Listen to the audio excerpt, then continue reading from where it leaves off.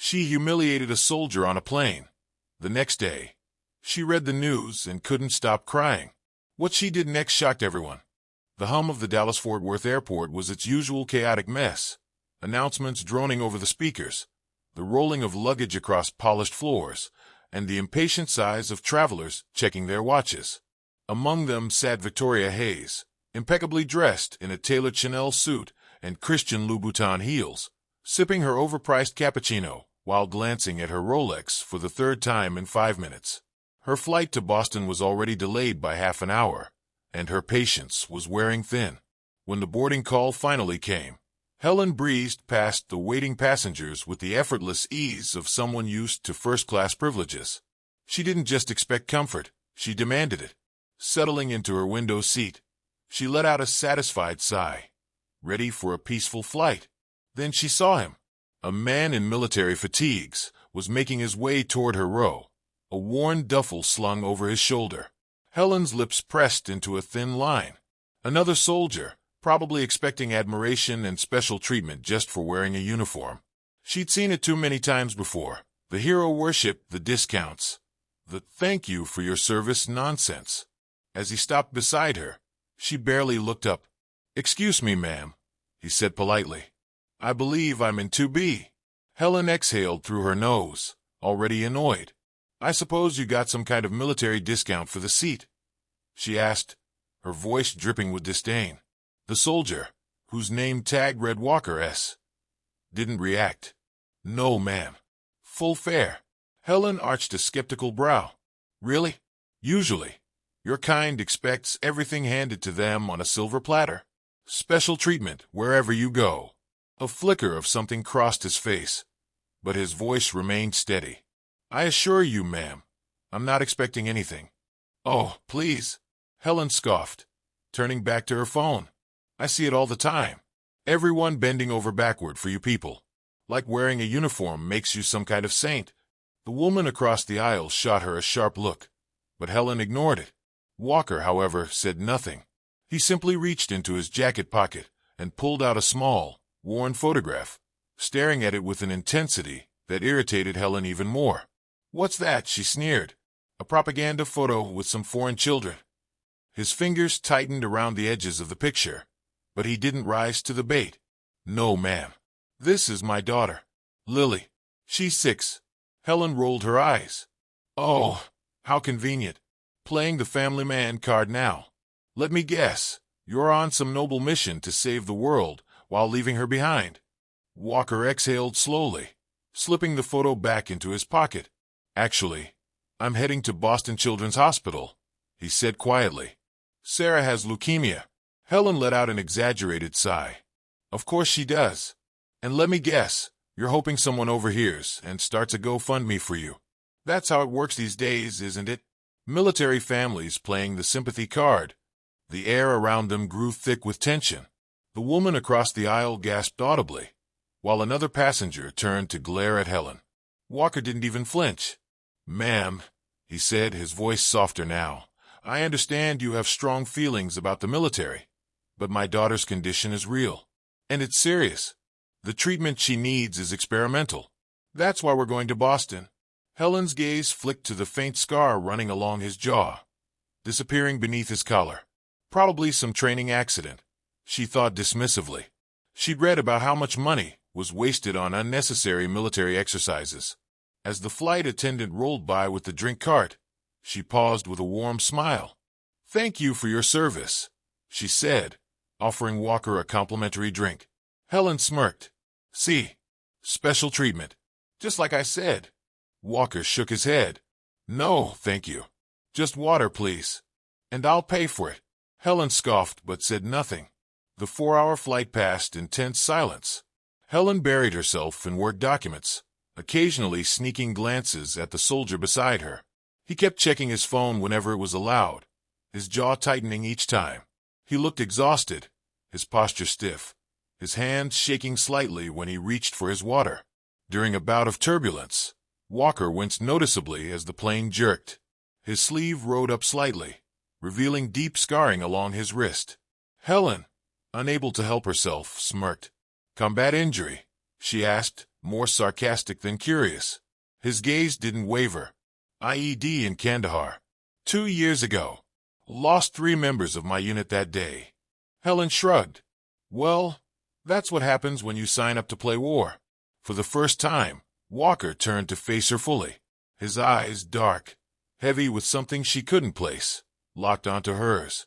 Ma'am, he said, voice steady, I don't know what experiences have led you to hate the military so much, but I can assure you, none of us are playing.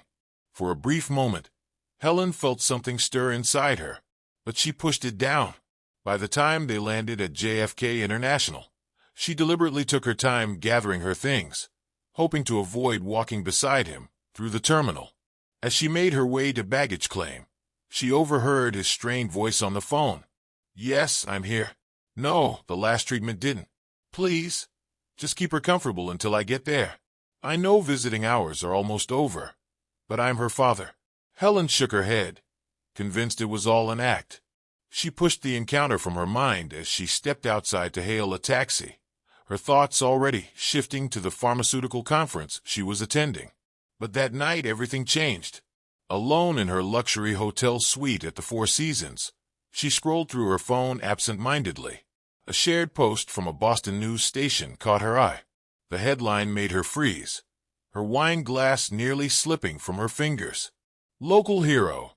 Decorated soldier fights a new enemy for his daughter's life. Her stomach dropped as she clicked on the article. There, staring back at her, was Daniel Mercer. But it wasn't a military photo. It wasn't propaganda. It was him, in a hospital room, holding a frail little girl in his arms. She had no hair.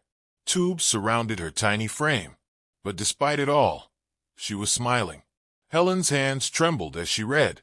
Staff Sergeant Samuel Walker, recipient of the Purple Heart and Bronze Star for his actions in Afghanistan, now faces a different kind of battle. His 6-year-old daughter, Sarah, suffers from an aggressive form of leukemia. Despite still recovering from severe injuries sustained in combat, Walker has been working multiple jobs to fund experimental treatments not covered by military insurance. His unit has been raising funds, but the costly procedures remain a significant challenge. Helen couldn't read anymore. Her throat was tight. Every cruel remark she'd made on the plane replayed in her mind. Every dismissive look, every assumption. And then, worst of all, she saw the photo. The same one he had tried to show her on the flight. The one she had mocked. With shaking hands, she reached for her laptop and searched for more information. When she found the fundraising page set up by Walker's unit, she saw the number. Still $50,000 short of their goal. Helen barely hesitated before clicking donate. The amount? $50,000. Victoria Hayes couldn't sleep. Not because of the luxurious hotel bed that felt like a cloud beneath her.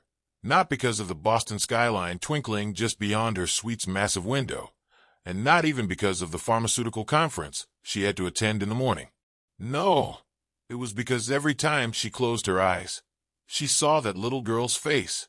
Lily Mercer, 6 years old, bald from chemotherapy, smiling despite the tubes surrounding her. And her father, Daniel Mercer, the man she had humiliated on the plane, holding her as if his entire world depended on it. Victoria sat up abruptly, shoving her silk sheets aside. The memory of their conversation gnawed at her. The cruel words she had thrown at him, playing on an endless loop in her head. She had been so quick to judge, so eager to dismiss him as another soldier expecting handouts. And yet there he was, fighting for his daughter's life while barely holding himself together. She grabbed her laptop from the desk and opened the fundraising page again. The donation bar had shifted slightly since she had contributed, but they were still short of their goal. The comment section was filled with messages of support. Soldiers from his unit, strangers who had read his story, families with children battling the same illness. Victoria hesitated, then clicked on a different tab. Boston Children's Hospital. She stared at the phone number listed under their charitable donation program.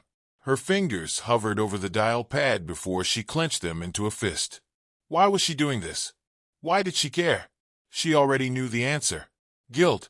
It gnawed at her like a starving beast, relentless and unyielding. She inhaled sharply, set her jaw, and dialed the number. The next morning, Victoria found herself walking through the glass doors of Boston Children's Hospital. She had planned to attend the conference that day, but something had pulled her here instead. Maybe it was the nagging voice in her head telling her to make things right. Maybe it was something else entirely. The receptionist greeted her with a warm smile. "Can I help you?" Victoria hesitated before clearing her throat. "I'd like to speak with someone about the Mercer family, specifically their financial situation and treatment options." The woman's smile faltered slightly. "Are you a relative?" "No, but She swallowed hard. "I need to help." The receptionist studied her for a moment, then nodded. "I'll see if I can get a coordinator to speak with you." Victoria took a seat in the waiting area, her gaze shifting to the families around her. A little boy sat in his mother's lap, a colorful beanie covering his head, his 4 poles standing beside them like a silent guardian. Across the room, a father read a picture book to his daughter, her tiny fingers gripping his sleeve as she listened intently.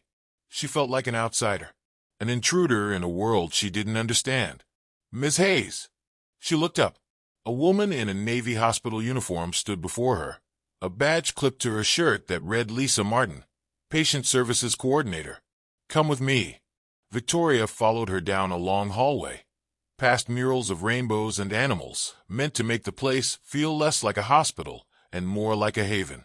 But no amount of paint could hide the truth. This was a battlefield, and the children here were its soldiers. Lisa led her into a small office. "I understand you're interested in the Mercer case." "Yes." Victoria folded her hands in her lap, trying to steady herself. "I need to know what I can do." Lisa opened a file. "Lily Mercer has been undergoing treatment for acute leukemia. Her father, Daniel Mercer, has been working multiple jobs to afford experimental therapy that isn't covered by military insurance. He's refused medical discharge because staying enlisted ensures she has some coverage. But it's not enough. The fundraising page has helped, but they're still struggling." Victoria's stomach tightened. She had accused this man of expecting special treatment, of playing the sympathy card, and yet here he was, working himself to the bone just to give his daughter a fighting chance. "And if they don't raise the full amount?" she asked. Lisa sighed. Then Lily's access to treatment could be cut off. The words hit Victoria like a sledgehammer. She straightened in her chair. "I want to cover whatever is left. And I don't just mean a donation, I mean real help. I work in pharmaceuticals. I know how these systems work. I want to make sure this treatment stays available for her, and kids like her." Lisa's eyebrows lifted. "That's a generous offer. It's the least I can do." Lisa hesitated before nodding. "I'll set up a meeting with the medical team to discuss options. In the meantime, Lily and Daniel are upstairs in the pediatric ward. Would you like to see them?" Victoria's breath caught. "Does he know I'm here?" "No." She hesitated, gripping the arms of her chair. Did she really want to face him, after everything she had said? But then she remembered his voice on the phone at the airport, the exhaustion, the desperation. She stood. "Take me to them." The pediatric ward was quieter than she expected. Sunlight streamed through the large windows, illuminating the colorful artwork decorating the walls. Nurses moved between rooms with practiced ease, their voices gentle, their smiles warm. Lisa stopped outside a door marked Lily Mercer. Through the glass panel, Victoria saw Daniel Mercer sitting by the hospital bed, his uniform slightly rumpled, his eyes focused on the storybook in his hands.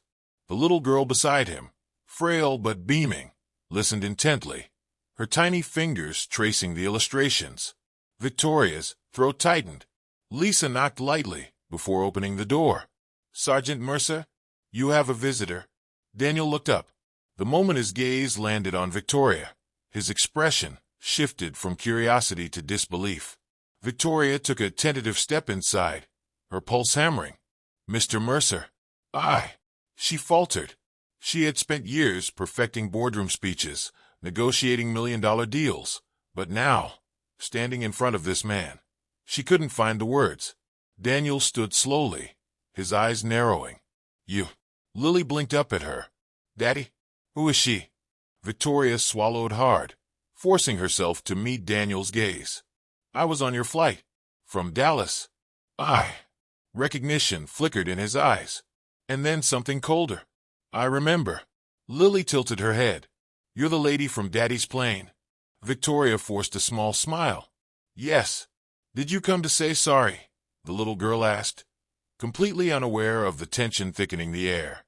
Daniel's jaw clenched. He exhaled slowly, looking down at his daughter before turning back to Victoria. Is that why you're here? Victoria inhaled sharply. Yes, but not just that. I came to help. Daniel's eyes narrowed. Why? Because, she said, voice steady now, I was wrong. About everything. The room fell silent. And then, to her surprise, Lily smiled. Daddy says everyone deserves a second chance. Even grown-ups. Victoria let out a shaky breath. I hope he's right. Daniel studied her for a long moment before nodding. Let's talk. And just like that, the first step toward redemption had begun. Victoria Hayes had faced down CEOs, negotiated multi-million-dollar deals, and climbed the corporate ladder with ruthless efficiency. But sitting across from Daniel Mercer in the small hospital room, she had never felt more out of her depth. The silence between them was thick, the tension heavier than she had expected.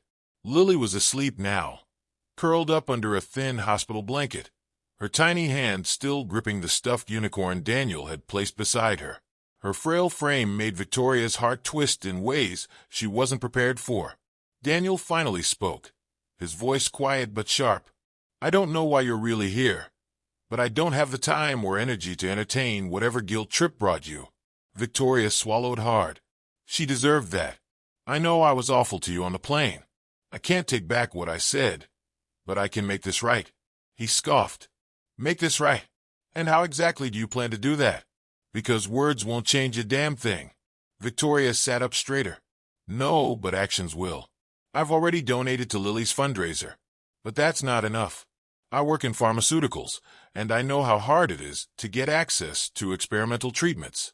I have connections, people who can make things happen faster. I want to help. Daniel's jaw tightened, his exhaustion evident in the dark circles beneath his eyes. So now you want to be a hero? No, she admitted. I want to fix my mistake. For a long moment he studied her, his expression unreadable. Then he leaned forward slightly, lowering his voice. You think writing a check or making some calls is going to fix this?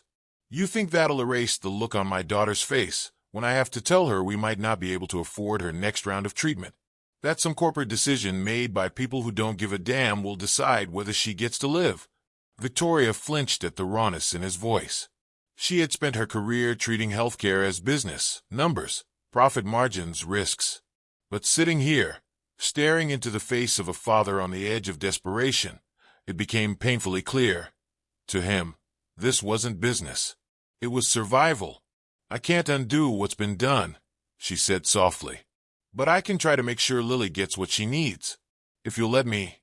Daniel exhaled through his nose, rubbing his temples. What's in it for you?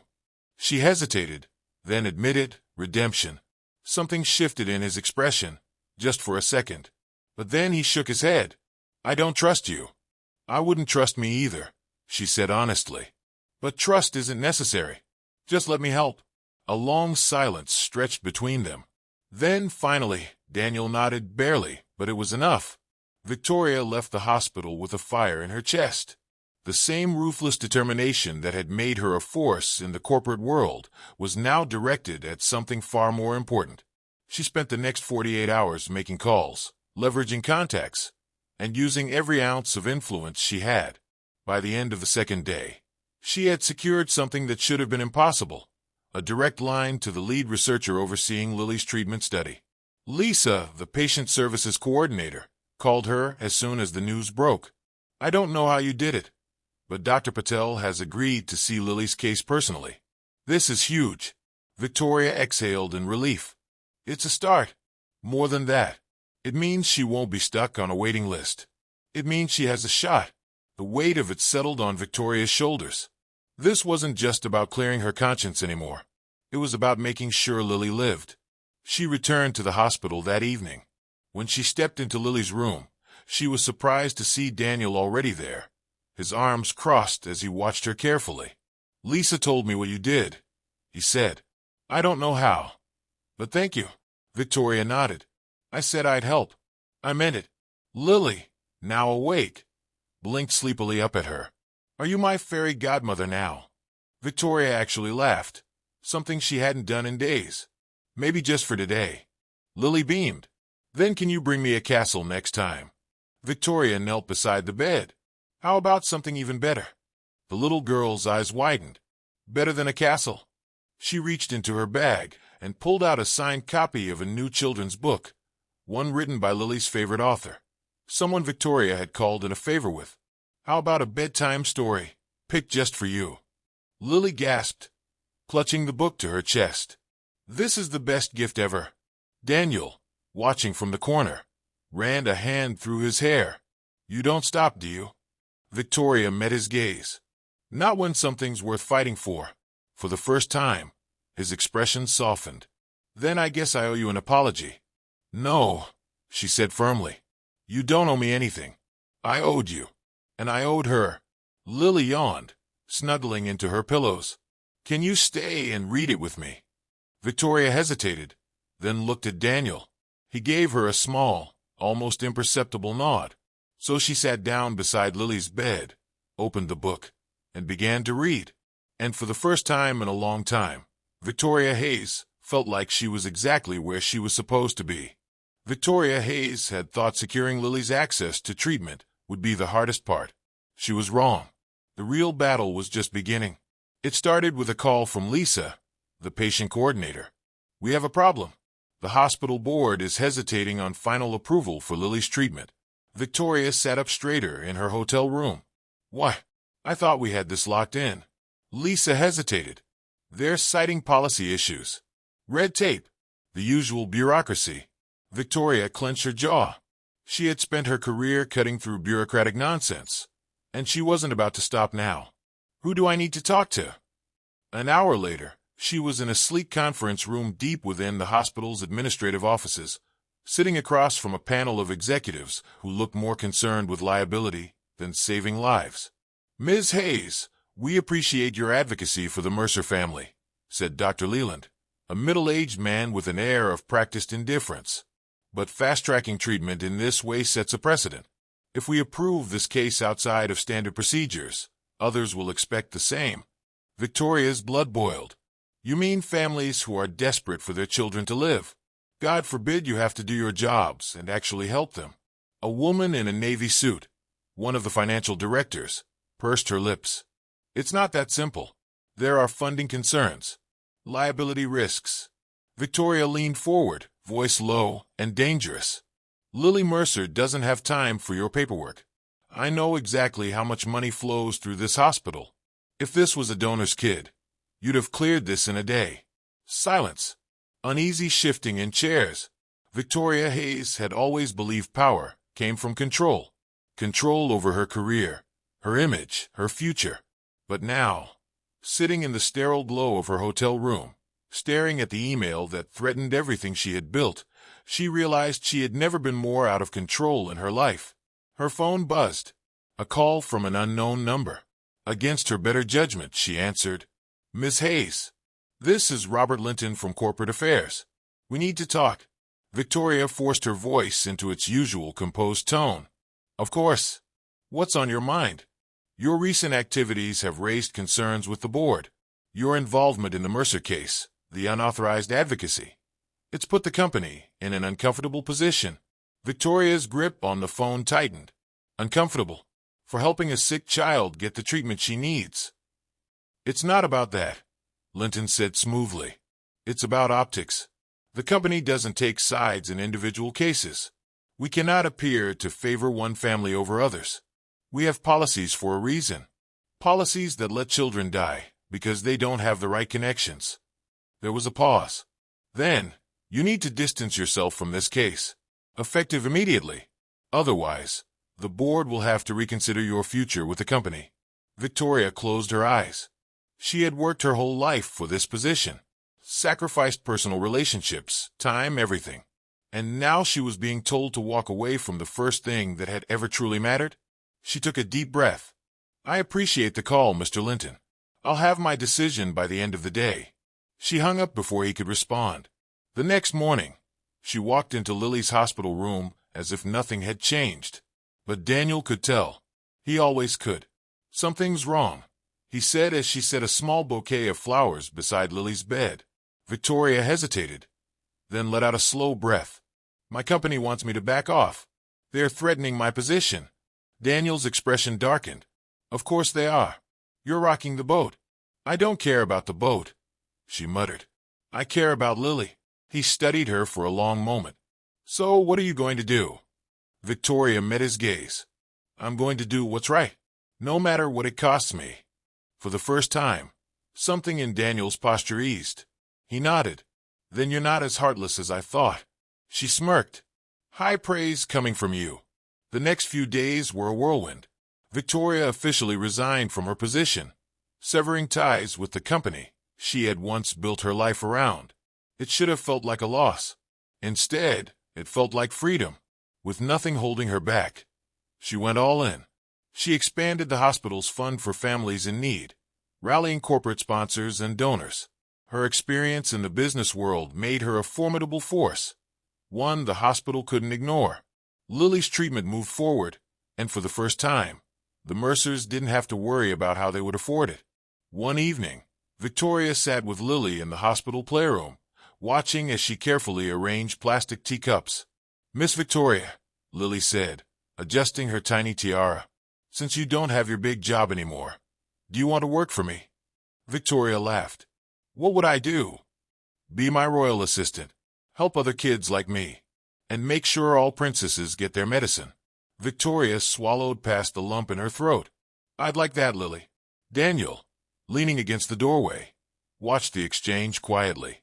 Later, as they walked toward the elevators, he glanced at her. "So what now?" Victoria exhaled. "I don't know. But for once, I'm not afraid of figuring it out." Daniel smirked. "That's a good look on you." She smirked back. "Careful, Mercer. You might start liking me." He chuckled, shaking his head. Too late.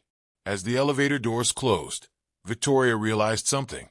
She had lost everything she thought she needed, but in the process, she had gained something she never knew she wanted. A purpose, a family, a new beginning.